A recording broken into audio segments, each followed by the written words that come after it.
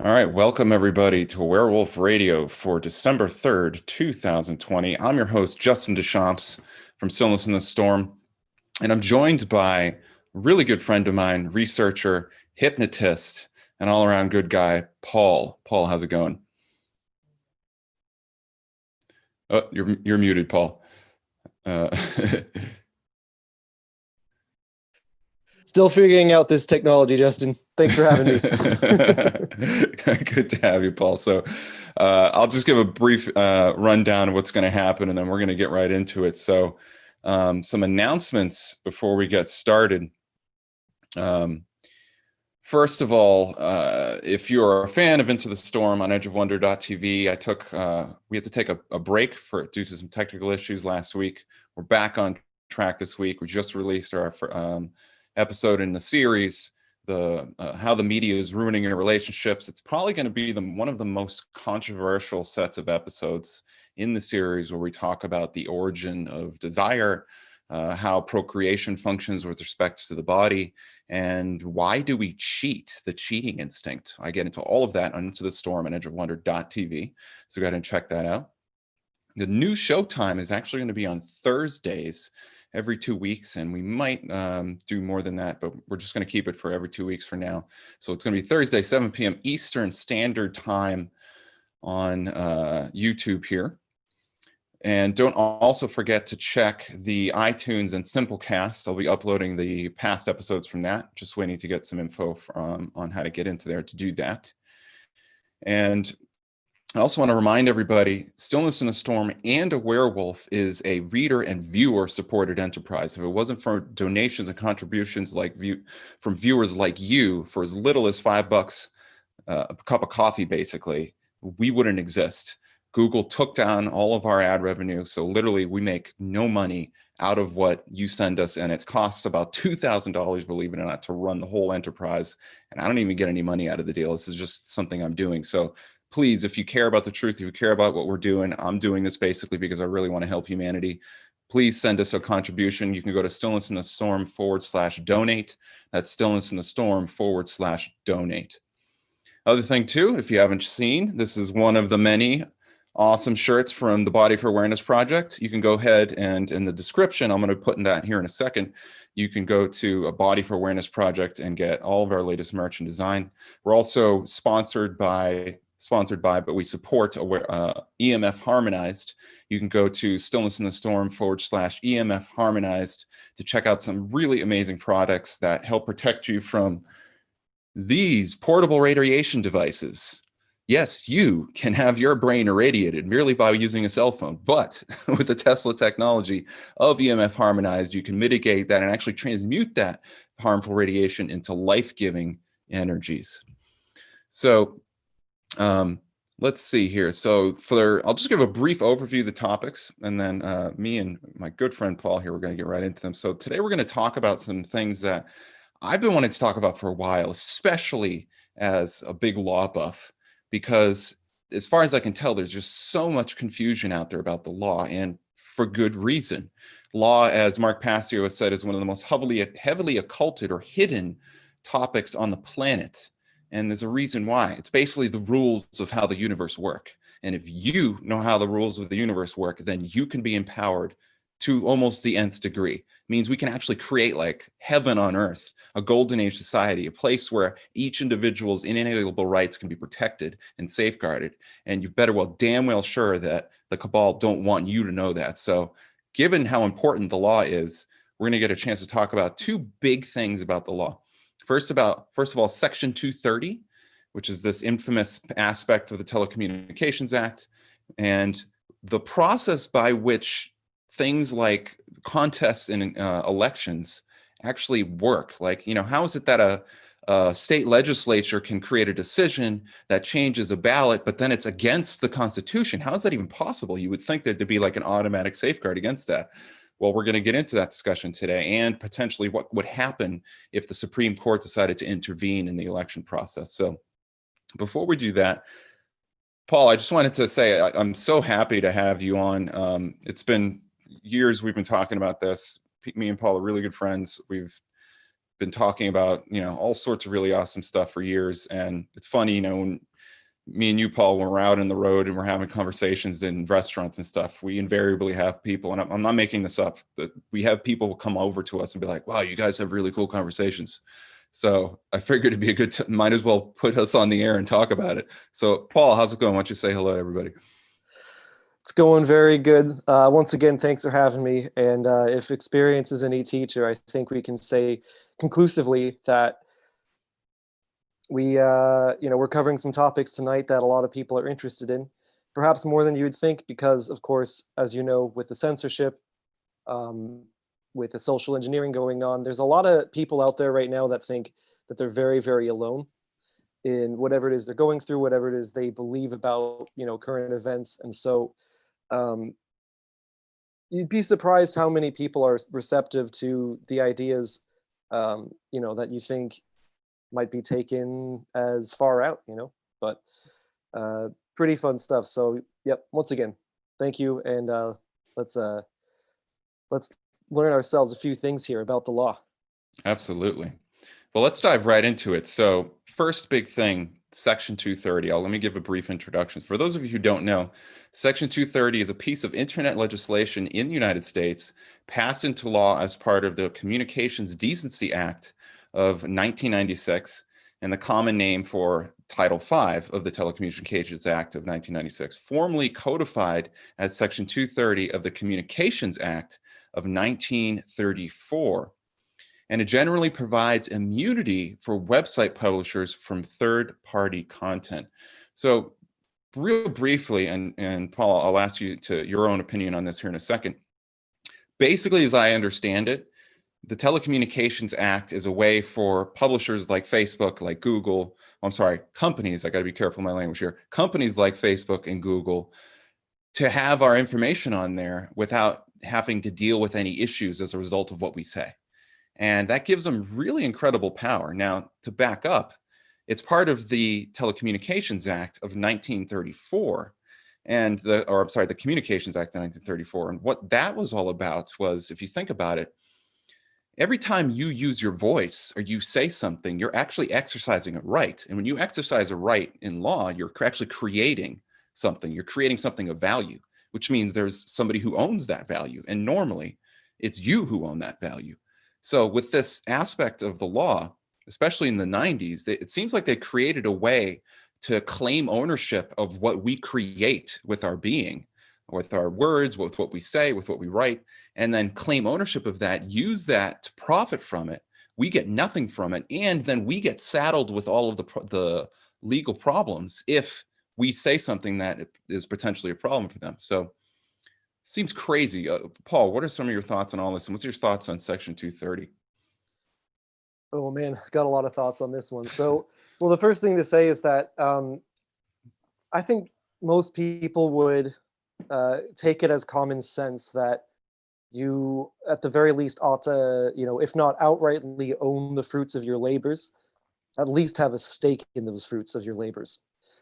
Excuse me. With social media right now, you convey absolute ownership. As far as I'm aware, as far as I understand it, you convey absolute ownership over the fruits of your labors, except we don't tend to think of tweeting or, putting out a Facebook status as being labor or work per se. But when you look at economics from a really big, picture perspective, it's all about how energy is being managed and being spent, being stored, being shared, so on and so forth. So what I'm getting at essentially here is that your life experience does actually have value. Your thoughts have value. When you put something out there, that's not a valueless act. Excuse me, once again. It is a part of yourself. And of course, the function of all this, at least on one level, is, to own our information, collect it, send it to marketers, and eventually it trickles its way up to the social engineers, cabal stooges, whoever's out there, to make predictions about you, so on and so forth. So your information is your property, and it's way more valuable than most realize. Yeah, exactly. I mean, one thing that's kind of this hidden aspect of the financial system is that every time you use your rights, you actually create wealth. I mean, that's something when I was studying the law, I mean, it just blew me away. Like, you know, we like to think of wealth as money, like Federal Reserve notes or gold, but actually gold is kind of useless if there's not a person to give it some value in a social context. So, I mean, every time I use my rights, I'm literally creating something. And if you think about this is exactly what happens. When you're on Facebook posting, when you're talking to your friends, when your eyes are on the screen and you're putting your attention on it, you're literally creating a commodity. And Facebook makes billions of dollars off of you just gluing your face to the social media app. So, how is it that we can use these things that have basically hijacked our ability to just have normal conversations with each other and create our own forms of wealth just by knowing each other? And we can't even access that. And then somehow we're to blame when things go wrong. Seems crazy. I mean, what are your thoughts on that? It is crazy. I'm going to state real quick here, just for some housekeeping. We study law all the time. We think about it, but we are not attorneys, so we have to give a little disclaimer here. This is all speculation. Don't construe any of this as legal advice. And in fact, who knows? We could be wrong about a lot of things. We're seekers of truth, just like you are.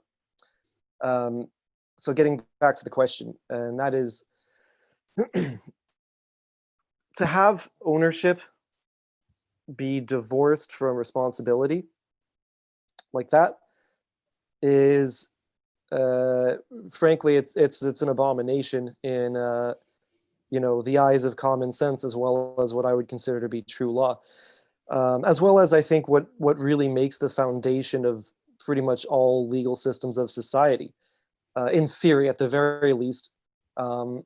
If I have a car and I hit a lamppost with it, I repair the car, I repair the lamppost. Um, but when somebody takes my information, claims ownership over it, uses it to cause harm, well, in other words, if somebody else stole my truck and then did the same exact thing, or stole my car, did the same exact thing, now they're culpable of it because they were committing the act, because they were using the thing. So, um, without confusing our terms too much here, there's absolute ownership. This thing belongs to me. There's contextual ownership. This is something that I'm using right now. Case in point, um, I'm currently sitting in a room that I'm renting, right? I don't own it outright, but the things that happen in this room while I'm renting it, I am responsible for. So that being said, if somebody said, "Hey, let me rent the room out and let me trash it and then foot you with the bill," is a little bit, it's a little, you can see the problem, right? So you can't divorce ownership and liability, um, which is essentially what they're doing by playing this dance of being a publisher, but also having immunity for the information that they release. Yeah, you hit the nail on the head, you know, and I was thinking about this, and I'll read a quote from actually Vox Day. He's the one who notified me this. I'll get into that in a second. But it made me realize like what the way that the legal framework around social media companies have basically done is they've claimed ownership of what we create, and then they get to make all the money off of it. And just for the privilege of using social media, we have to swear off or give away or convey all our rights to it. And it's just mind-boggling that that can even happen. Here's something that really puts it into perspective. Now, for those of you who don't know, there's a social media platform called Gab. Now, I happen to use Gab. I think Gab is an amazing platform because it actually does allow free speech to take place, which is really important because as part of Section 230, they are not supposed to interfere in what we talk about or what we post on these platforms. So if we take a step back, if we go back in time to telephone companies, a telephone company was given a certain immunity from what people say across the line. So if I'm making a phone call to my local crack dealer down the road and I'm facilitating a drug transaction, the state can't make AT&T liable for my illegal activity. So that's the basic idea, right? Well, with section 2 with this that telecommunications provision, so with telephones, they can't actually intervene and be like, oh, he's talking about doing a crack deal, we're just going to shut down the line. It's not the way it works. It's basically supposed to be like a completely hands off. You have a freedom of speech.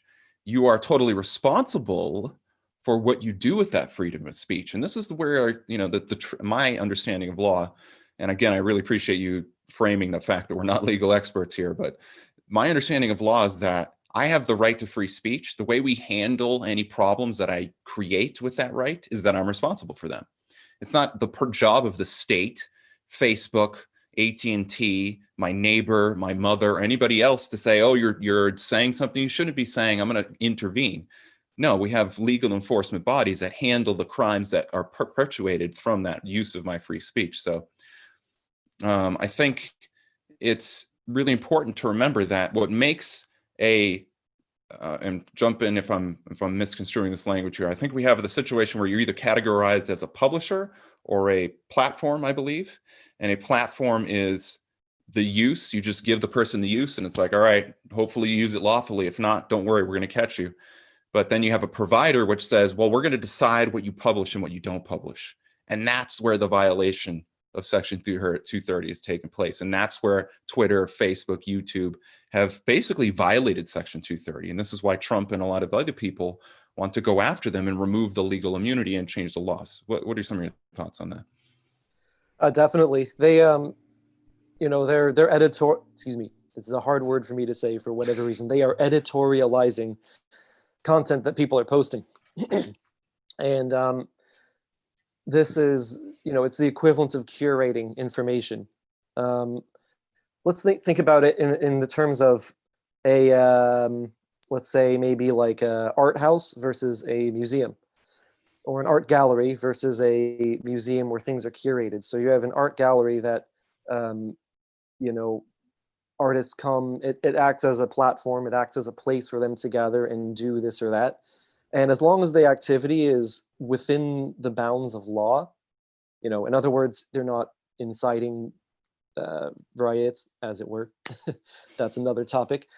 They're not inciting riots. They're not engaging in criminal, you know, harassment or conspiracy or insurrection, et cetera, et cetera, et cetera. Everything that's not basically in those criminal categories, you can do on a platform, because that's what a platform is. It's a place where things are, well, events are held, content is hosted, so on and so forth. Excuse me. The publisher platform dance is, as I understand it, it goes like this, and that is that the publisher now has more liability for the information on their platform as a consequence of curating that information. And if they wanted to not have that consequence, then they should stop curating that information and hence behave like a platform. So they're enjoying the immunities that come with being a platform while also behaving like a publisher, and considering the monopoly status of Twitter and of Google and Facebook and all these people. It is a matter of national security. They are making it very, very difficult for half the population to not only get an accurate reading of what's going on. Excuse me, audience. I sometimes have to clear my throat more often than normal. Today is just one of those days. But in any event, you know, it's a matter of national security, because half the population thinks the other half are like these evil bigots and Nazis. They have no idea what's going on, and it is a legitimate security threat. We've had riots throughout, you know, major cities all summer long, and yet you still have a huge percentage of people that will tell you straight face, these are peaceful protests, and they believe it. And that's a consequence of that censorship and that behavior of being a publisher while enjoying the protections of a platform. So yeah, it's gotta end one way or another. Yeah, I completely agree. And you framed it perfectly. Like these platforms, I mean, to really speak plainly about it, everybody, Twitter, Facebook, YouTube, Google, these guys are engaging in behavior that has manipulated our elections. It is, I would say it's frankly like borderline seditious and treasonous, if not outright so, because they're encouraging some behavior and limiting another behavior. You know, if I wanted to have an open and free discussion about how the election was fraudulent, which I've done. I mean, I was kicked off of Facebook, earlier this year because I was posting information about, you know, how things were being undermined, how the mail-in ballots were going to possibly be used, how Biden had committed all these crimes, how Hunter Biden was, et cetera, et cetera. I was removed from Facebook because I countered the official deep state narrative. So what we're literally talking about here is a totalitarian, authoritarian regime that acts in secret, using these platforms to prevent you from speaking the truth about this so we can alert our fellow man. And that's what's going on here. Is literally used as a weapon of control in the masses, unquestionably, in plain English, I would say. So with that, I mentioned how I was going to read the Gab thing. I wanted to get into that a little bit before we moved on to the election discussion. So just a frame for you how they take control over your intellectual property. Because remember, when you use your rights, when you're using your voice, you're creating property. Every time you type a message, if you're on YouTube right now and you're typing a comment, you're literally creating property because you're using your rights. And so they get the ability to own that information. So let's look at Gab as a platform to see how they phrase their terms of service. And then I'm going to discuss what that means, because I know I talked about how Gab was a really free platform, and I think it is. So I don't want to throw them under the bus. So I'm going to read this. You're probably going to be like, wait a minute, what the hell? And then we'll get into some of the nuance about all this. So this is from their terms of service. Again, this was brought to me by Vox Day. Here we go. Quote, by providing any user contribution on the website, you grant us and our affiliates and service providers and each of their and our licensees, successors, and assigns an irrevocable, perpetual, royalty-free right to use, republish, reproduce, modify, perform, display, distribute, and otherwise disclose to third parties any such material for any purpose. I mean, wow. For somebody who studies the law, I mean, I look at that and basically what I'm saying, what they're telling you is if you're having a hard time wading through the language, is we take what you just put on our platform and it is ours. We can do whatever the hell we want with it in any capacity. We can sell it to anybody we want. We can manipulate it, twist it, contort it, and you can't do a damn thing about it. Now, you might be saying, holy, how is it that Gab, the supposedly free platform, can use something like this? Well, I'm not throwing Gab under the bus. I actually think Gab is an amazing platform. I think the CEO is amazing for many different reasons.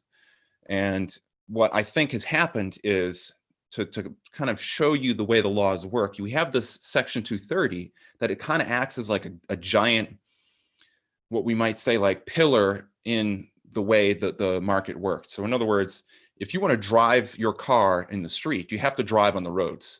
You might not like the way the roads are constructed, but if you want to get from point A to point B, you got to use them. And in this way, Section 230 has kind of become this thing that you have to do if you want to become a social media platform. They may not like it, but they have to use it in this way because this is the way the existing legal structure works. And this is part of why I think it needs to be changed. But I don't think the CEO of Gab is like, wringing his hands like, I can't wait to sell all my user information to third parties.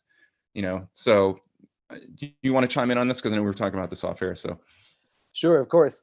So with their terms and service at Gab, what I believe probably took place is that there's a cookie cutter model for how they create these user agreements, and um, you know, I wasn't there at the meeting when they adopted this and said, okay, this is our terms and service, but I'll echo what you just said in saying that from everything that I've seen, I believe that Gab is, um, firstly, it's a really, really critically, strategically important site because a lot of truth is being shared there that you're not going to find anywhere else. And that's including Parler, that's including a lot of other places. In fact, as far as I'm aware, it's probably one of the best repositories of the free flow of information out there.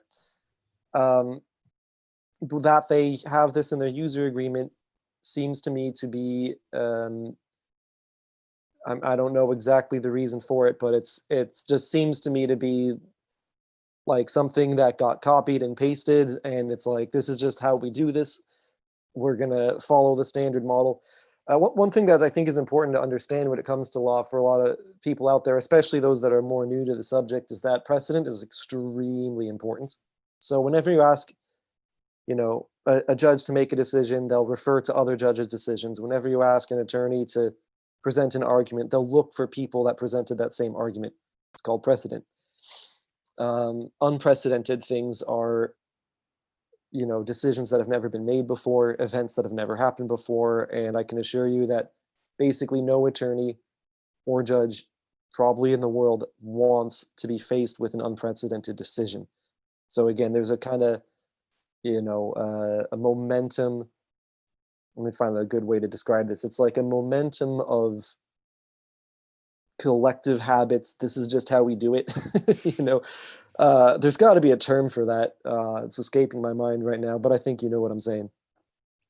Right. Yeah, yeah. I think it's really important for us to comprehend that because, and this is something that I've thought about, and what my thoughts are on it is that we have precedent. Kind of the reason why is because people as social creatures, we tend to basically go along with the crowd. We're living on a world where most people aren't really that conscious. And so we tend to look to what other people do as a guide for our own behavior. And in the legal world, I mean, we're certainly living on a world where people are 99.99999% of the population are almost totally oblivious of the law reality. They know that they have inalienable rights, but they don't really know what they are. They don't know why they have them. They don't know where they come from, and they don't know how to use them. And so that means it's kind of like, I mean, if just to really get kind of esoteric for a second, a right is itself something that was granted to you by the divine creator. The divine creator is the most powerful thing in existence that we could possibly know. So if you think about it, your right to do anything is literally an extension of the creator's power. And if you don't know what the hell you're doing with that right, you can create a lot of problems. And so when it comes to law is our attempt to create a system that is just and fair and equally applicable to all people. That's what the rule of law actually means, is that one rule that we create in this area, if it's going to have any context and bleed over to this other area, then it has to be the same. It's not that we can count, 4 home runs in the baseball game on this night as 4 points, and then they're to count twice as much in the next game 2 days later. It has to be the same rule system to put it in a sports context. So I think that's my thoughts on it. I mean, me and you could probably talk for like hours on precedent, but I've got an analogy, if I may interject. Sure. Think about like if you kicked a soccer ball at someone and they swung a baseball bat at it. Like you're playing 2 different games. There's 2 different rule sets. It's anarchy at that point. So that's the difference between anarchy and rule of law, is whether or not we agree on a common rule set. Precisely. So there you go. Yeah, that beautifully stated. So, yeah, I just wanted to close out this discussion on 230 by saying, as a summary, our God-given rights. This is the way the financial system works. Our rights, when we use them, we create things of value. Okay. What the monetary system is supposed to do is it's supposed to give us credit for the value that we create, so we can have or enjoy the fruits of our labors, like you were saying, Paul. And so what has effectively happened is a bunch of pirates and charlatans and scam artists have created a legal framework that steals your wealth, your intellectual property, and uses it for their own nefarious purposes. And that's why, one of the many reasons, but this is the thing we're talking about right here about our intellectual property, is something that we don't really hear about when we hear about Section 230, but it's huge. If you care about wanting to have, me personally, I think having a Star Trek type world where we all get to devote our purposes and our energy to trying to better mankind and living really fulfilling, amazing lives, I think that is totally possible. But until we face this massive elephant in the room, which is that we live in a world where the rule of law is basically, this fictional, or let me use a better word, the rule of law is just this kind of fantasy. And what's really happened is a bunch of merchant pirates have hijacked and stolen our knowledge and manipulated against us. We're never going to get there. So, yeah. So that being said, go ahead. Yeah. I'm sorry, I mean, I was going to say, I know we're about to close off on this subject. I had sent to you some notes earlier, and if there's time for it, I think it would take maybe, Absolutely. okay, yeah, I'll take a few minutes for me to read these. And I want to share these with the audience because um, I think it's important to highlight a few different strategic realities surrounding Section 230. So there's a, excuse me, once again, there's a contingency of people who say that it's, we actually ought to get rid of it because, again, for the same reasons you and I've been talking about, because we need to go, after these social media companies. But Gab and other people that are running smaller scale social media companies find themselves in a situation where they're surrounded by very hostile forces, and so they also want that immunity. So it's a very much a double-edged sword, and I will read to you all what I sent to Justin earlier on this, excuse me, on this point. And I wrote, here we go. The fundamental issue is that the Constitution protects free speech, but Section 230 grants social media companies immunity from the Constitution. And by the way, that's taken directly from the statute. So immunity from the Constitution, full stop. Is this something that's valid? Should social media companies be granted special immunity from the Constitution under any circumstances? Well, who knows? But Section 230, as I said before, is a double-edged sword. When immunity is gone, I believe that sites like Gab will receive a huge amount of vexatious litigation in bad faith from numerous sources who will accuse them of any and everything they can, just to bog them down in litigation and kill their company. I would imagine that if this event were to unfold, or if conditions like this were to unfold, that at best, 0.001% of cases may be legitimate in some sense or another. But most of the vexatious litigation brought against smaller media companies will be things like, for those of you who know what the Karen meme is, it'll be some Karen saying, "Oh, I saw a guy post a picture of a frog once, and then there's another frog avatar, and somebody said something I disagree with. My feelings are hurt, and that my feelings ought to be the basis of the law." And hell, if I were the deep state, um, and I'm sure they've thought of this, so I don't know.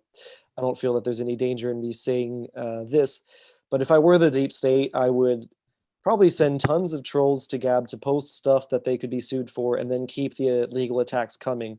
And this would be two prongs of like a campaign to destroy them, essentially. And rely upon activist judges, a very uh, particularly disruptive, cancel culture we live in. Anyways, I'm getting bogged down in the details. I'm going to finish these notes here. So therefore, smaller platforms could theoretically benefit from this protection during their growth phase, when they can't really afford the price of dealing with illegitimate legal proceedings. However, this protection comes at the price of restriction of free speech for the country as a whole, when a handful of companies effectively own the majority of the means of communication, as is the case today. In a perfect world, we would not necessarily need to abolish Section 230 in its entirety, but rather amend it to waive liability for companies once they've achieved a definable economic status where they can defend themselves theoretically against vexatious litigation. Problem is, we don't live in a perfect world, and the threats to national security arising from Silicon Valley's abuse of Section 230 privileges are vast and imminent. So in my estimation, we don't really have the temporal luxury of being able to sit around and formulate a statutory amendments to, fine tune Section 230. So strategically speaking, the arguments for keeping Section 230 are of a short-term benefit, and a huge benefit, because Gab is important, and I don't know if Gab would survive if we would repeal Section 230. So again, to everybody out there, if you think that Gab is being evil because they have, what they have in their user agreements and they want to keep Section 230, you must remember that these are people that are operating sometimes on a shoestring budget to keep a website going in the face of massive opposition. And legal protections sometimes come in handy when you're in that situation. But if we do repeal Section 230, then we can start essentially going after Silicon Valley immediately. So, big picture point of view, summation, By the way, to everybody out there, my concept of simple and succinct is something I'm still honing and working on. So Pretty I said simple this and would be, succinct. yeah, I'm working on boiling it down here, but let's blow things up before we boil them back down just one more time. So, looking from a big picture point of view, constitutions ought to be amenable. Laws that work in one time may not work in another. The Constitution was not drafted during the internet age, and so the founders likely didn't envision a situation in which much communication and commerce would occur electronically over wires. Back in the day, commerce and communication took place by foot, sometimes over long distances. The tyrants in the 18th century had to physically arrange for physical gatekeepers ready for physical battle if they wanted to control the physical highways. Now, a I'm going to edit myself here. Now, a physically unintimidating man such as Jack Dorsey nearly needs to press a button to achieve a similar effect in cyberspace instantaneously. Point is, there may be legitimate reasons to amend the Constitution based on new realities of communication and commerce, but any such amendments ought to strengthen, not diminish, the purpose of the Constitution in the first place. Right now, what we have in Section 230 is an unjustifiably sweeping piece of legislation that essentially gives social media companies carte blanche to mold public perception with no accountability.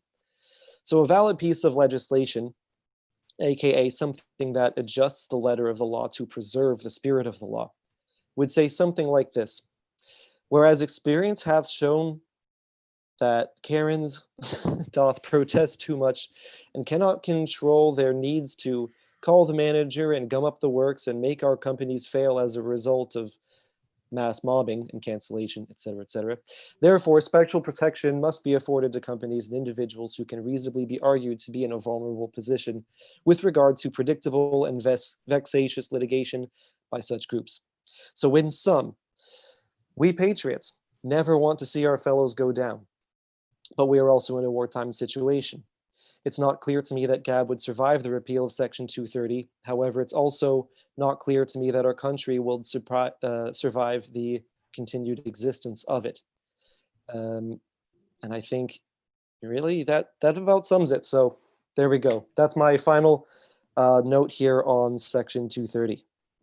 Yeah, I really like what you said there. I mean, we have a situation, and just to give you my thoughts on that, I think part of the challenge is that we live in a world where people don't know how to be lawful. And because we have a system that kind of allows a lot of what I would say kind of like lawfare activities, that Karens and people with, the ability to want to cancel things can just run around and be like, please cancel this guy because Orange Man bad. We got to have a counterbalance to that. And as broken as things are, that's kind of the reason why. I mean, your point about Gab being mobbed by, sock puppet accounts or fake accounts that post all sorts of crazy stuff, just try to defame the image of Gab so that some, cancel culture mob can come and be like, yes, this is the reason why we got to cancel it. This is the reason why a kind of immunity clause has to exist, at least right now. So cool. Well, awesome. So that thus concludes this section of the broadcast. We're going to go ahead and jump into the next section. Before we do, I want to remind everybody, if you enjoy the content that we're producing here, please go to stillnessinthestorm/donate. Stillnessinthestorm/donate. Help keep this show alive. We're totally reader and listener supported. If it wasn't for the contributions of viewers like you, we couldn't stay alive.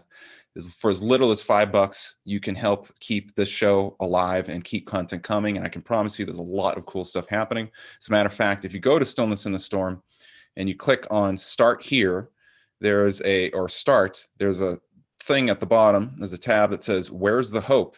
And every week, me and another writer, we produce a newsletter that basically talks about all of the news that's happening, as much as we can cover anyway. And we try to show you why there's actually a hopeful perspective to have on it. And as far as I can tell, studying psychology, spirituality, law, all sorts of stuff, hope is essential. If you don't have a positive perspective and a positive way to frame the information that you're absorbing every day, then you will literally be driven mad by it. And part of the way that the controllers control us is by causing us to lose hope in things. I mean, the story with Bill Barr earlier this week is a perfect example. Allegedly, and I say allegedly because It turns out Bill didn't actually say this verbatim, but Bill was quoted as saying, and there were various deep state media sources saying that, well, there's really no big election fraud that would actually materially change the election. Turns out that's not actually what he was suggesting. What he was suggesting is that to date, there is not a massive body that they have personally collected, but they're still in the process of investigating. So you can't run into the kitchen 2 minutes after the chef puts the turkey in the oven, taste it, and be like, oh, this is going to be terrible. I mean, they're still in the process of baking the turkey, for Christ's sake. So that perspective that I just offered to try to clarify the situation is part of what we do on Where's the Hope. Check that out. Again, if you like our work, if you like a Werewolf Radio, if you like the discussions that you're hearing today, Stillness in the Storm /donate. That's Stillness in the Storm /donate. Help keep this work alive. All right. And with that, we're going to go ahead and get into the second section of today's discussion, which is all about clarity around, how is this fixing of our election process actually going to work? Now, when I was putting the notes together about all this, I got to say there's just so much to cover here and so much to try to clarify. So I'm going to do my best to try to frame it. And Paul, I'm sure you'll do the same. But I want to emphasize from the get-go that there's a lot of, I would say, intentional loopholes in the system. For example, let me put it this way. If there's a law on the books that says this is how an election process is supposed to go, for example, that we don't allow votes to come in after a certain period on election day, and there's a reason why. Basically, the reason why is the spirit of the law, as far as I can tell, and I'll kick it to you in this one, Paul, is if we just allow people to come in and vote anytime they want over the next 2 or 3 weeks, do they really care? I think if you care about voicing your opinion in an election, then we have to have a definitive window, because we need a timely result that people can have confidence in. And if you don't have those bookends on it, then you invite potential fraud. And so how is it that a company can do something, or a body can come in and change these rules, even though it goes against existing laws? So what are some of your thoughts on that? You care to share? Well, the really short answer to how does a company circumvent U.S. law is because U.S. officials that we've elected to protect us aren't doing their job. Yep. I mean, honestly, it largely comes to that. And it's one of the confusing factors, I think, for people reading the landscape, is that these people are supposed to act according to a rule set and take it from a hypnotist. Even if you know that they're lying, the fact that they occupy that office, you're still going to maybe not you who's watching this, but a lot of people are still going to, even after being confronted with their duplicity, are still going to be a little bit blindsided by that air of authority.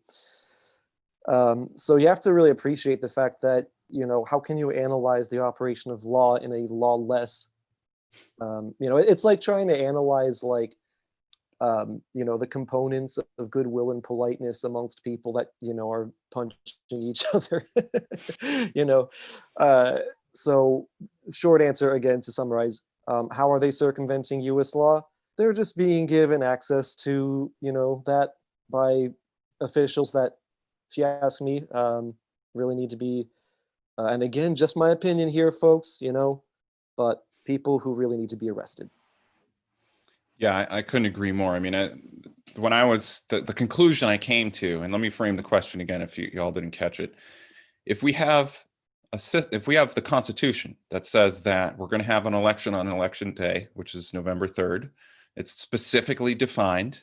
And if that's also defined in terms of the states have the power and authority to figure out the details about what that election looks like, but they have to still be within the bounds of the Constitution. How is it that a governor, a state legislature, a federal circuit court can come in and be like, well, even though the letter of the law says that we're going to stop counting votes after the polls close, which is what polls close means, we're actually going to allow truckloads of mail-in ballots to come in at the 11th hour, or past the 11th hour actually, and still be counted. I mean, it's like saying that a football team can make one of the players of the football team can score a touchdown when the clock isn't running. It's that gross, if it's that egregious of a violation of the rules, as far as I can tell. And I think the answer, like you were saying, Paul, is that ultimately, this idea that the law is this like magical force that smites those who violate it like instantaneously. Well, the law of gravity works that way. The law of electromagnetism works that way. But the laws of human beings, those do not work that way. It's called positive law. The laws of human beings are enforced by us. Somebody actually has to care to do the right thing. And if the people that we elect to do that job, then that's what an elected official is supposed to do before anything else, before listening to lobbyists, before changing all these rules because some bunch of Karens decided they don't like the First Amendment. Well, sorry, too bad, too sad. If you don't like the First Amendment, you don't get to change that law. That's what the First Amendment's all about. So how is it that this can even happen? It's bingo, you nailed it. Because we have elected officials that have, for all intents and purposes, as far as I'm concerned, they've broken the trust, public trust. They've violated their elected office. They violated their oath, and they don't care about protecting the law. They're not there to protect your rights. They're there to further their own purposes for malevolent forces behind the scenes. So when that happens, I was just reading a really good book about law, divine law, maxims of divine law, and it says, what happens when the people that we put in positions of trust in offices don't honor their duty? Well, then it falls to people like us who are affected by this to care. And this is why we got people like Lynn Wood and Sidney Powell, who are of their own accord filing lawsuits to protect and try to defend our election.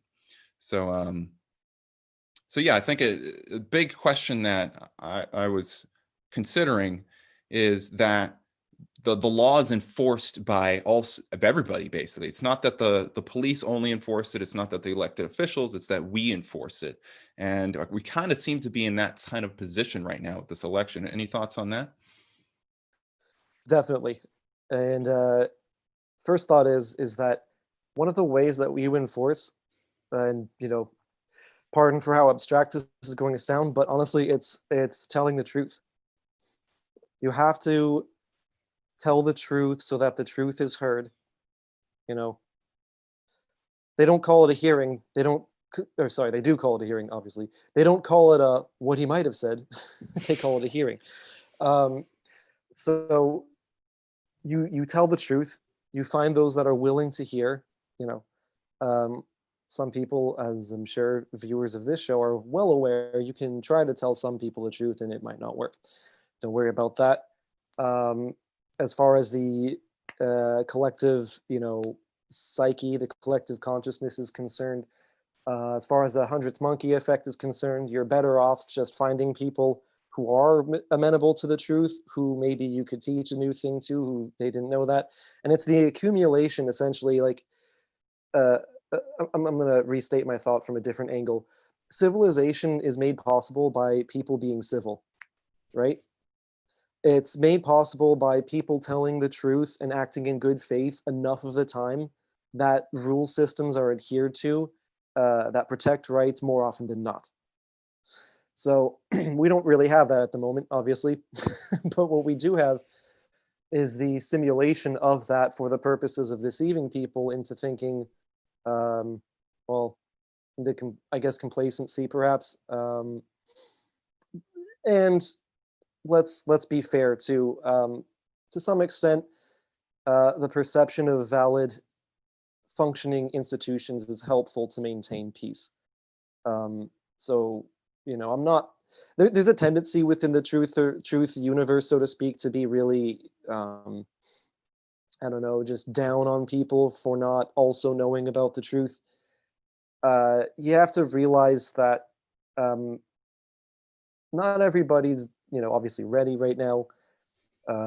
Events, I'm certain, are going to force the truth into a lot of people. And actually, since we're talking about enforcement, I'll try to not take up too much more airtime here. But I think what will probably end up happening, again, speculation, is that these courts and these state legislative processes, these judicial processes, will be brought to a point where they will either bring us the election result that actually did take place, or they'll fail and it will put in, you know, it will put in place the conditions necessary to declare an insurrection and stomp it out. And we're going to get the same result either way. I do believe that Trump is going to be in office, um, and that it's really in his second term that a lot of the exposure of this is going to happen. And so a lot of people will wake up to it at that point. But as far as enforcement goes now, um, you can't underestimate the amount of stability that is brought to society by merely wanting to tell the truth and treat people well and sharing your energy with those who feel the same. It's a remarkable, magical formula. Swear to God, it works though. Hmm. Yeah, that's a really good point. I mean, looking at the situation, to get a little more nitty gritty with some of the questions here, we have currently an election that took place on the 3rd. The election process, the rules were violated unequivocally, unquestionably. The rules that an election's supposed to have go through were violated, hands down. So, as far as I'm concerned, like the question is, how much cheating should we abide? If even one person's sacred right to vote was violated, is that something that should just go unaddressed? Like, well, we got most of it right. Or, well, yeah, granted, like half the population's vote didn't count, but the other half's counted. So that's going to mean something. I mean, no, I mean, it completely changes the game. Like, so, we had an election where the election process didn't go through correctly. Now what's happening is the Trump's legal team is exercising Trump's right through Rudy Giuliani to sue and go to these venues like Michigan, like Arizona, like Pennsylvania. He hasn't come to Georgia yet, as far as I know, but I'm sure he's got that on his docket. And to assert his rights and be like, hey, listen, we found evidence of fraud. A lot of the mainstream media is saying, well, there's no mass evidence of fraud. That's not true. I mean, let me frame this for everybody. It's called a statistical sample. So when you want to test the quality of something, let's say you're making, I don't know, pizzas. You own a pizza shop, and there's 5,000 orders of pizzas at your pizza shop any given day. Well, how do you know that they're actually made the way that they're supposed to be made by the directions you as the employer gave to your employees? Well, odds are you're not going to be looking at every single pizza. What's going to happen is you're going to take a sample of those pizzas. You're going to take maybe 1% and look at those. Let's see, 5,000. So that's like 500 pizzas. And you're going to say, are these 500 pizzas, what's the quality? Are they 90% good? Are they 80% good? Are they 50% good? And based on that, you're gonna have to assume that the rest of the pizzas in the production line probably fit the sample size. What I just described is a standard feature of how so many things work in our society, whether you're making iPhones, whether you're trying to quality control customer service in a massive company like Apple or something like that. So when it comes to election fraud, we have a situation where there's let's see, I think it was allegedly 80 million votes for Biden and 74 million votes for Trump. It's just to ballpark some numbers for everybody. I mean, let's just assume, just for sake of argument, that those are the Real numbers. quick, Yeah, just yeah, so every audience knows out there, I'm shaking my head because that is so completely not true. But you're right; those are the reported numbers. I'm not, I'm not saying that what you're saying is wrong. I'm saying, yeah, y'all get what I'm saying. yeah, exactly. I concur with that 100%. I doubt Biden even came close to that. But let's just say, for sake of argument, this is what the alleged case is, right? We have these, let's see, 80 million plus 74, so that's 154 million people supposedly cast their vote in the election. So how many samples of that, if we take a sample of the votes and we find fraud, how much fraud in that sample, in that data set, should we look at and say, well, this is proof of potential wide-scale fraud?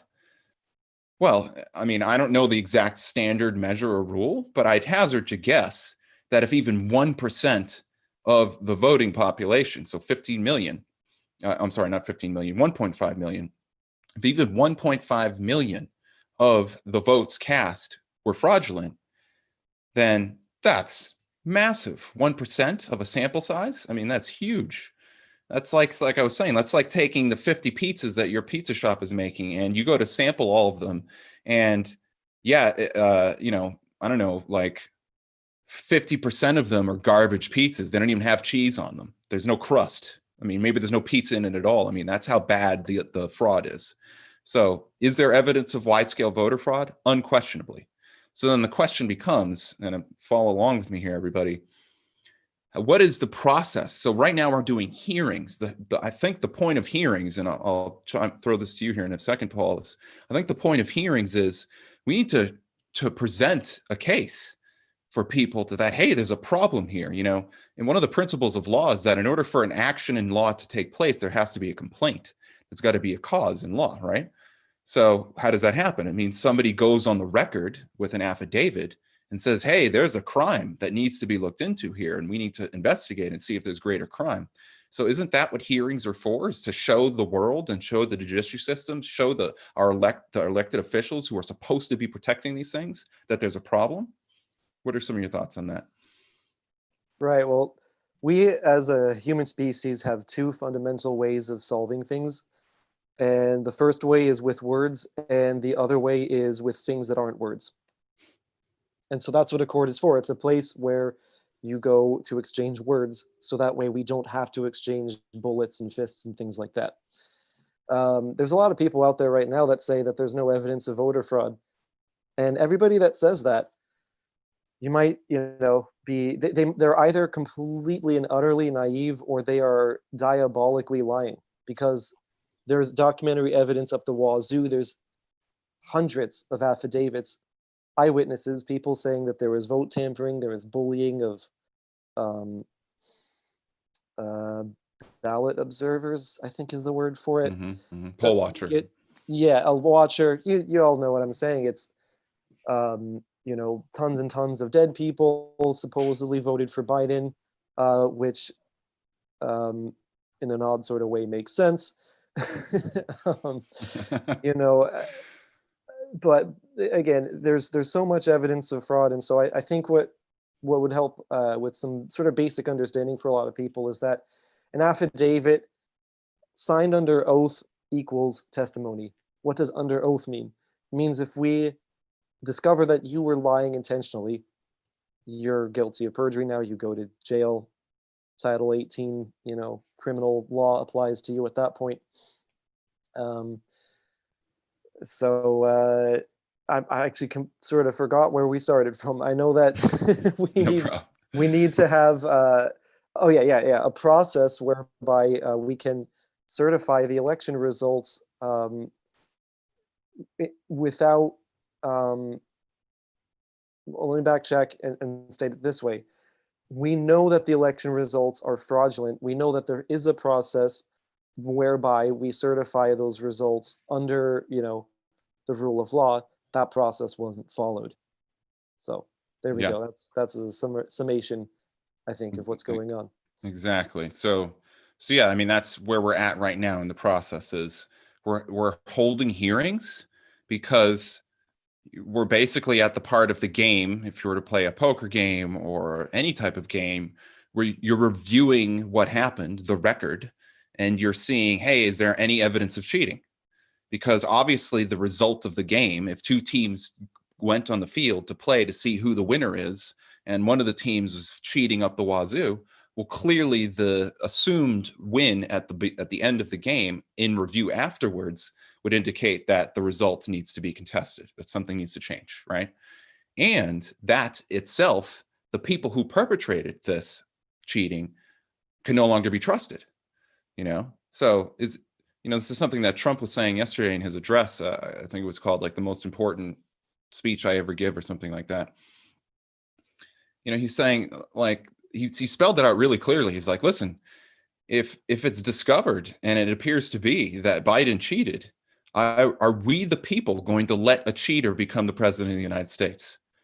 Because as far as I can tell, I mean, the whole point of being in an office, and this is something that they don't teach in school, but they should, because it's critically important to live in a civil society, is you, by entering an office, pledge to have clean hands, that you have not broken the law, because that you're in a position of trust. And this is why anybody, any type of malfeasance, any type of violating the law at all, potentially even including cheating on your wife, but makes you a dirty character, and you need to get the hell out of there. And somebody who can be trusted needs to get in there.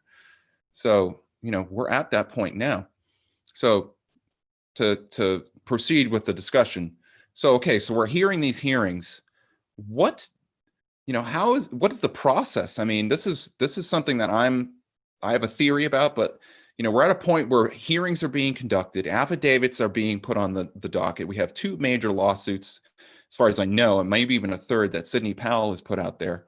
I want to say that Giuliani has potentially put a lawsuit out there, or don't quote me on that. So we have major, things, actions in law that are being proceeded. If it's discovered that fraud has taken place, where do we go from here?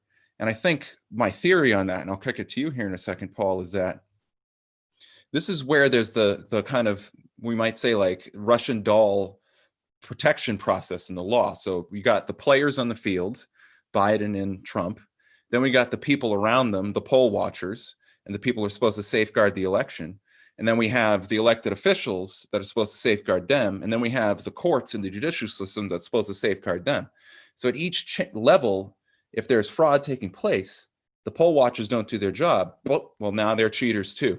Or they're at the very least, they're either negligent, meaning they don't know what the hell they're doing, or they're complicit, meaning they've participated in the fraud in some fashion, And then we've got these elected officials. If they're certifying the election when there's fraud, like literally, I think it's two different of the hearings that have taken a course of the past week.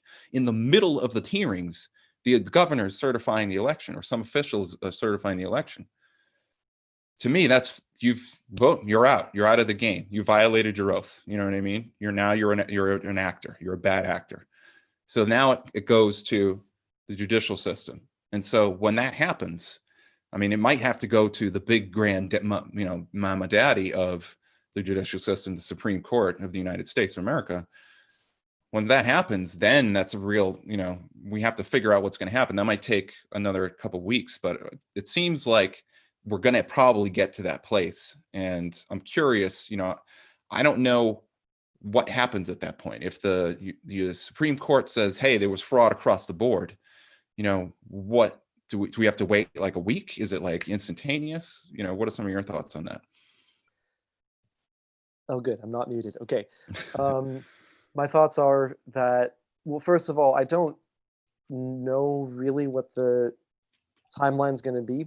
And the reason for that is because the judicial process is, excuse me, necessarily it's supposed to take a long time, which is, one could argue is a very helpful thing. You don't want big decisions being made rashly, and so that's why we have these councils and why we have these courts and why we adopt a law. We debate the whatever law we're adopting. It takes a long time to implement. If you didn't have those checks and balances in place, then you would have potentially runaway train. So is this case? Well, first of all, there's a lot of cases going on right now in swing states where lots of fraud was permitted to happen. Are the courts therefore, filled with activist judges and activist personnel? Probably in a lot of cases. So I'm leaning more on the interpretation at the moment that says that we are just watching the creation of the circumstances that will lead towards a declaration of insurrection, more probably that instead of the Supreme Court route, due to exigent, circumstances, due to, the facts that, as you mentioned before in the beginning of this, people do need to know that their vote is protected. They need to know that right to participate in democracy is inviolable. I'm not sure if I'm pronouncing that word correctly. So it's so hard for me to tell, honestly. I do think that a lot of this stuff will make it to the Supreme Court. Whether the Supreme Court will rule on it quickly enough, honestly, I would imagine that Trump probably would prefer not to pull the nuclear option, as any leader would prefer not to go to the last resort. But considering the widespread lawlessness out there, I'm sure that he's got, that ace up his sleeve ready to pull. And who knows, we may be nearing the point when, especially by inauguration, there has to be, for the collective psyche of this country, there has to be some kind of resolution as to who the leader is going to be, I would imagine, by inauguration. So I was looking into the laws about insurrection, and there's some questions in my mind on exactly, again, what those circumstances need to be to declare it, how military law supersedes, U.S. codes or whatever, state codes, given certain circumstances. Those are specifics that I couldn't necessarily speak to in detail right now. But what I do know is that when you have a situation of total widespread lawlessness, that does fit, I believe, the legal definition of insurrection, and the power to declare insurrection and basically clean the whole house is vested in the president. And I believe he has 60 days between the time of declaration, 60-day period basically to stomp it all out in one go. And, again, depending on how widespread it is, this could be the sort of thing where the country, as Q has said many times, we're being brought to the breaking point. People need to see how bad it really is. And so, excuse me, another part of me thinks that, maybe this moment was planned for. It was known that it would come to the insurrection. It was known that it would be necessary to declare insurrection to prove voter fraud to the people. Once voter fraud is proved to the people, hopefully it'll be like a collective immune response. We're not going to be voting for people that want to defund all of our police and bring in, all kinds of foreign interests and basically suck the American citizen dry. Yeah. When I'm thinking about this, I know it. Let's see if I can put it this way. It's kind of, I'll use this analogy. You've got a house, and that house has like alarm systems in every room, right? Maybe it even has some fail safes. So like you're in an apartment's even a better analogy. A fire starts in the kitchen. At the first, the fire's kind of small, so just the smoke alarm goes off. And then you are supposed to get up and run into the kitchen and put that fire out. But then what happens? Maybe you're in a dead sleep. Maybe you had too much to drink that night. You just don't wake up. So then the sprinkler system goes off. Then that sprinkler system is supposed to put the fire out.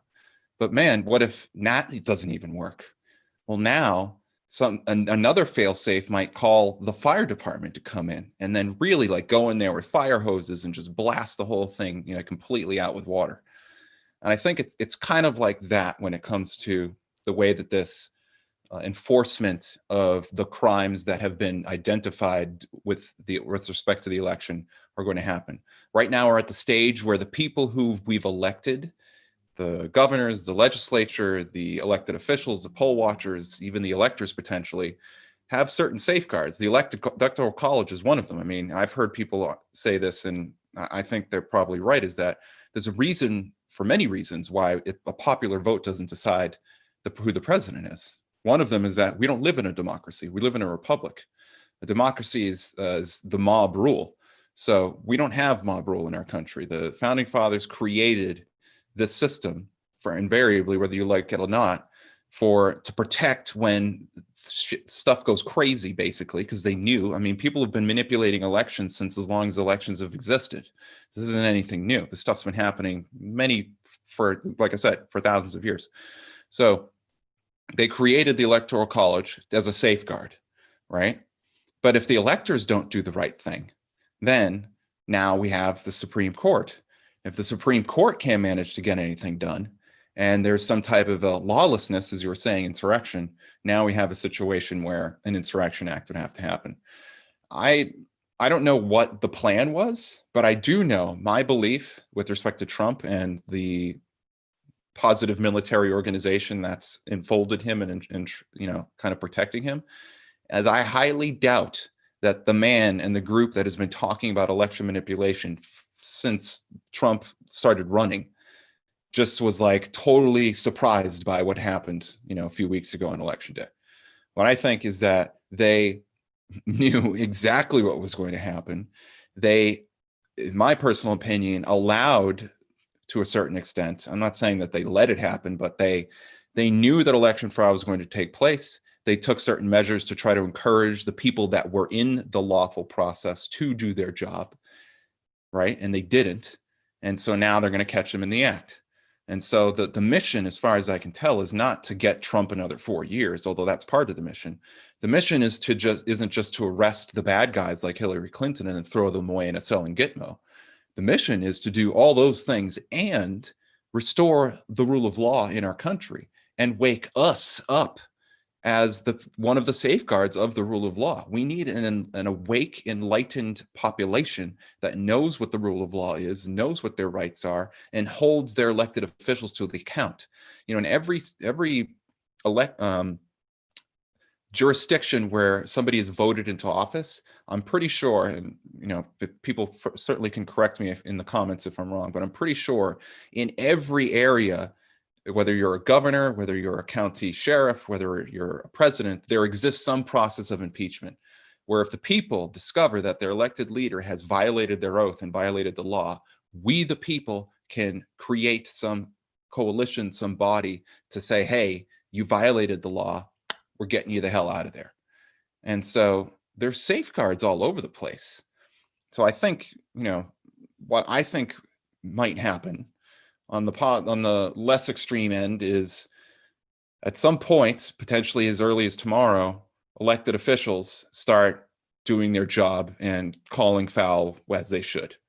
And then some senators have done that. There was one that spoke the other day at the hearing, I believe it was in Pennsylvania. He did like a kind of second Gettysburg. Unfortunately, I can't remember his name, but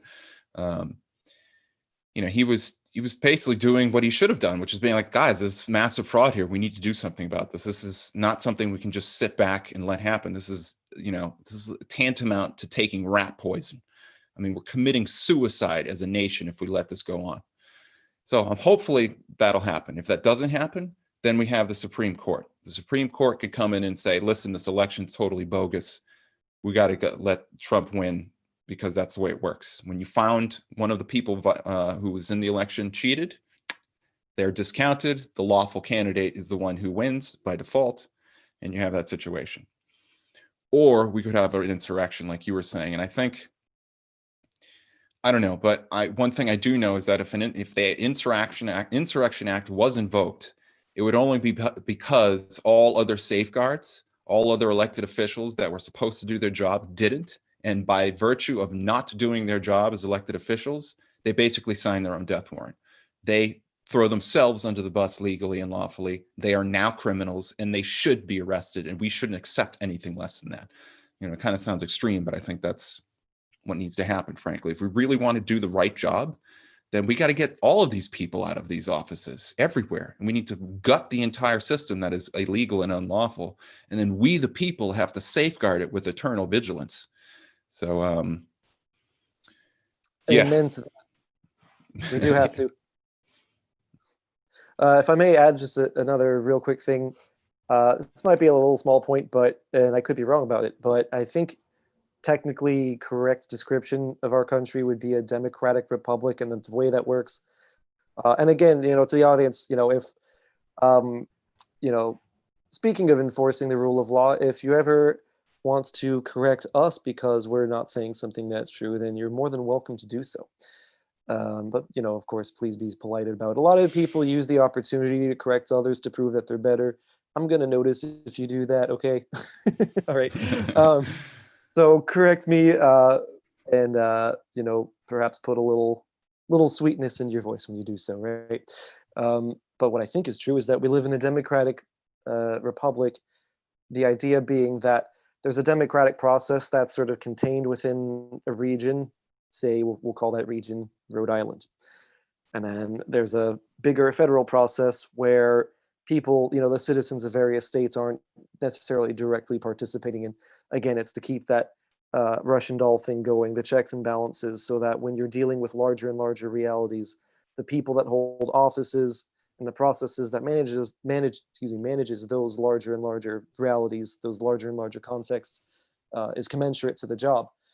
And it occurred to me as we were talking about this that actually one really good way to prove that or not prove, but at least claim that there's a conspiracy happening, and we have these conditions right now, and that is that, so you've got the voting process.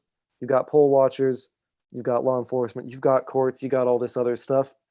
Now, if the people that are supposed to manage this are letting people in the center of that schematic get away with stuff, and by stuff I mean crimes, then you have a coordination between the periphery and the center of that fraudulent event horizon, if you will.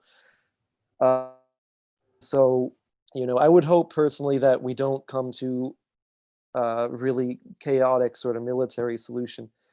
Um, but we might have to, we might not to have to. I mean, I'm not that well versed in the sort of biographies or jurisprudential philosophies, if you will, of the new Supreme Court justices, and as far as the whole makeup of the Supreme Court goes. So if I was the Supreme Court and my country was, up in flames, I'd probably do something about it. Uh, and let's hope that they do. Yeah. I think, well, the way the law works, and we'll wrap it up here in the next few minutes, is that, if a really good analogy I like to use when I talk about this concept is complacency. And it's that when you watch somebody commit a crime and you don't do anything, well, you're partially culpable by your lack of action. If you're sitting in the supermarket and there's a really grody, nasty dude comes up and takes a kid, and you know for a fact that that kid is not his because you just saw that child and its mother walk in the store earlier, and the kid is like screaming and crying and like saying mommy, and you do nothing, then by your lack of action you're helping make that crime a reality.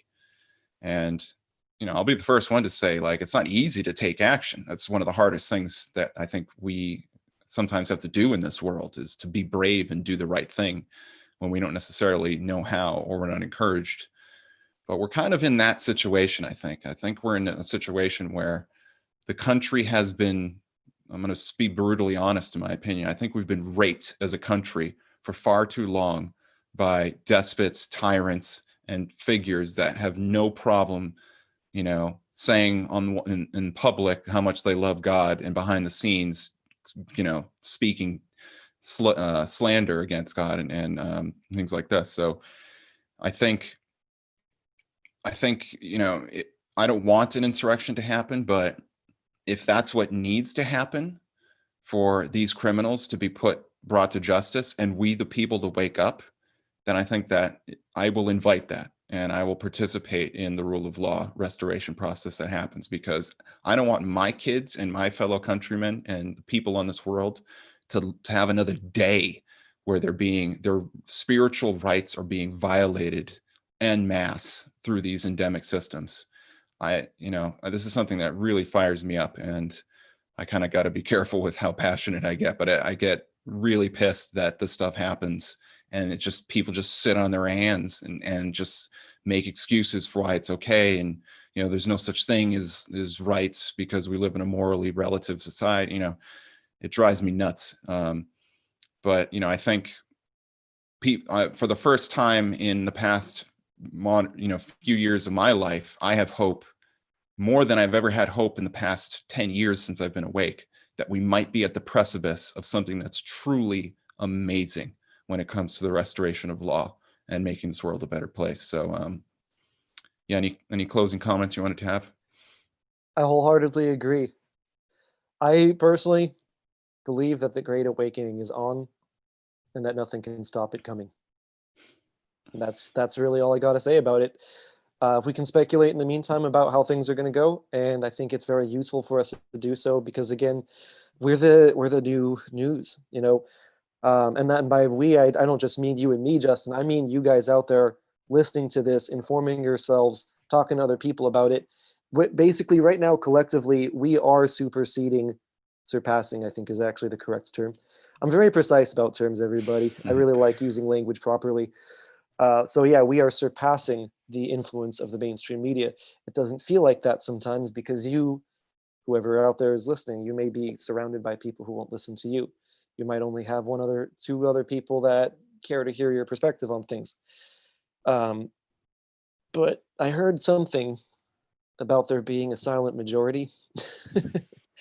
I think a lot of people are keeping their mouths shut, and point being is that if it wasn't for everybody that gives gives a damn about the truth, learning it and talking about it, then it doesn't matter what's written in any constitution. Nobody's going to follow anything if you have a population that doesn't care about true authority or truth. So, in conclusion, if you ask me, rights, authority, all of that stuff does come from God, and God will win. Amen. Yeah, couldn't agree more. Awesome. Well, with that, I've just got some closing announcements and then we'll wrap up here. So just wanted to remind everybody, please support this effort, this enterprise, support the alternative media. Stillness in the Storm, we post tons of news every day about the election fraud, about a whole lot of other topics. I started covering this election thing because, as I was saying earlier, it's because, as far as I can tell, never in our history, as far as in living memory, I might say, have we had so much of an opportunity to finally bring justice to this world, finally expose the criminal cabal that's been manipulating things behind the scenes, and finally make things right. I mean, we are literally living in the battle of battles for our world, I think. And the forefront of that battle is this election process. So that's why I've been covering a lot of this news. I've been trying to cover as much as that I possibly can. But I couldn't do that if I didn't have your support. So please go to stillnessinthestorm/donate, stillnessinthestorm/donate. Send us something, become a monthly subscriber through Subscribestar. For as little as $5 a month, you can help keep this work alive. And the more funds we get, the more amazing things that are going to be coming. I have a lot of great plans that if I had more funding, I could do a lot of awesome things, but I'm only limited to what I can get. So please help support us. Other thing, make sure to check out our work. I'm going to be uploading all of the podcasts on Simplecast and iTunes, so you can check us out there. I'll probably get the show on Spotify and any other place I can put it as far as I can get to protect it. Right now, it's being hosted on YouTube a lot. Another thing, if you have any questions for us, go to the description of this show. You can send us an email at feedback@stillnessinthestorm.com. That's feedback@stillnessinthestorm.com. Put question for werewolf in the subject so I know it's a question for werewolf. Feel free to ask Paul or I anything. We'd be love to get back to you and potentially even have your question in the next show. So one last reminder, don't forget to that the show is going to be on Thursday night now, every 2 weeks. And also check out our sponsors, EMF Harmonized. You can go to stillnessinthestorm/EMF Harmonized to get cell phone and radiation protection. And you also can check Body for Awareness Project out, where you can get shirts like this cool one, Save the Children. See, it says Save the Children right there. And that is that, everybody. Well, Paul, thanks so much for coming on the first show. I really appreciate it. I think it was an awesome show. And if you like this content, everybody, you're going to have more of that. So thanks so much, Paul, and I'll see you on the next one. Amen. Thanks for having me. All right, everybody. Thank you so much, Justin from Stillness in the Storm.